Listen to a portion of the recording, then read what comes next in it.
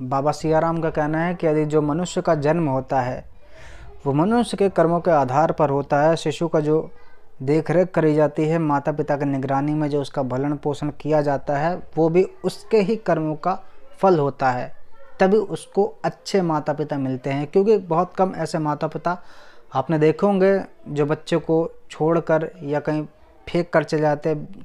कई बच्चियां लड़की के रूप में जो जन्म लेती हैं, माता पिता उसको कूड़े में फेंक देते हैं, कहीं किसी घर के बाहर रख के आ जाते हैं, कहीं कांटियां झाड़ियां में या जंगल में फेंक करके आ जाते हैं।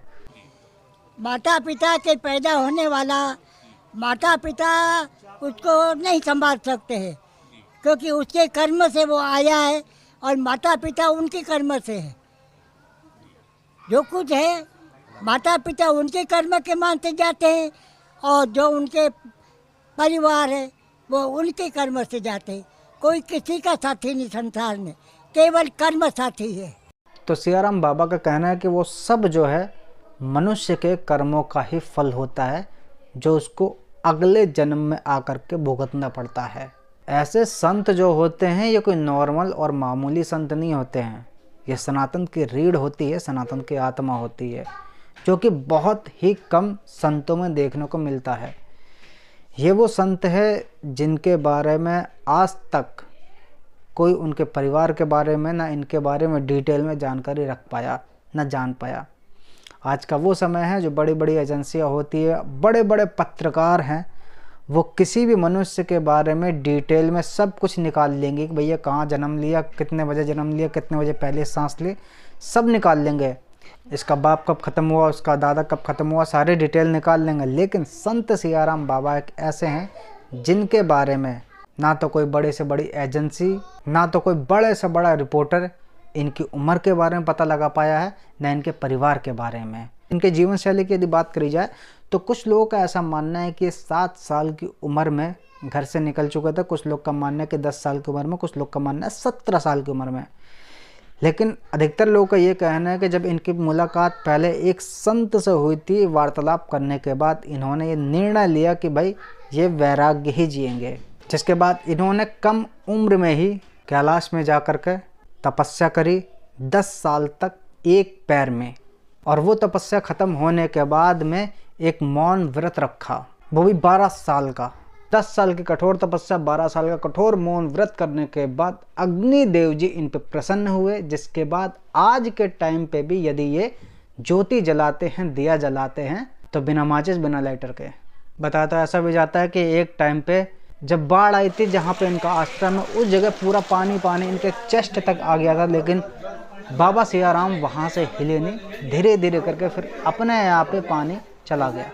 इनकी चर्चा देश में ही नहीं विदेश में भी है। इनके दर्शन करने के लिए बाहर से भी लोग आते हैं। इनके भक्त बड़े से बड़े लोग हैं। सियाराम बाबा के जीते जी भी उनकी उम्र का अंदाज़ा कोई नहीं लगा पाया। कोई 109 साल के कहते तो कोई 110 के, कोई 116 तो कोई 126 का कहते हैं।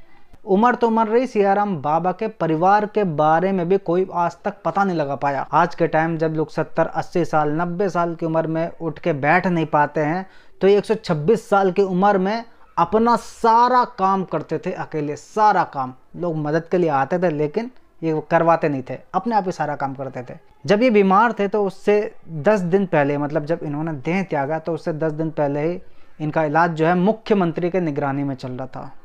फिर भी सियाराम बाबा नहीं बचे। हो सकता है कि इन्होंने जाने का निर्णय ही ले लिया हो। बाकी इनके बारे में जितना बखान किया जाए, जितना बताया जाए उतना कम है। फिर से बताऊंगा कि ऐसा संत मिलना, ऐसा संत होना, ऐसा संत के दर्शन करना बहुत बड़ी बात होती है। वो किस्मत वाला होता है जो इन जैसे संतों के दर्शन कर लेता है। सनातन की रीढ़ है ये, जिससे सनातन परंपरा आज भी जीवित है, जिससे सनातन की पहचान होती है, सनातन की जो शक्ति कही जाती है, ऐसे संतों से आती है। हनुमान जी के परम भक्त थे ये। इस उम्र में भी 20 से 21 घंटे ये रामचरितमानस और रामायण का पाठ करते थे, पढ़ते थे, वो भी बिना चश्मे के। ज़्यादा उम्र होने के बाद कभी कभी चश्मा भी लगा लेते थे। इतना ही नहीं, गर्मी हो सर्दी, सियाराम बाबा हमेशा एकमात्र लंगोट में ही रहते थे।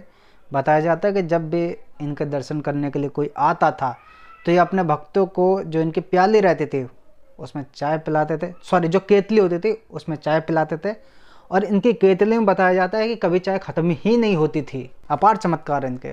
आपको बताया कि जितने इनके बारे में बात करी जाए उतना कम है। इनसे खुश होकर के 1-1 लाख 2-2 लाख करोड़ों रुपए एक एक व्यक्ति दान करने के लिए देता है, लेकिन ये मात्र 10 रुपये लेते हैं। लेकिन 10-10 रुपये करके भी इनके पास करोड़ों रुपए हो जाते थे, जिन पैसों को दान कर देते थे गरीबों में। बताया जाता है कि नर्मदा नदी की मरम्मत के लिए इन्होंने 2,57,00,000 रुपए दान दिया था।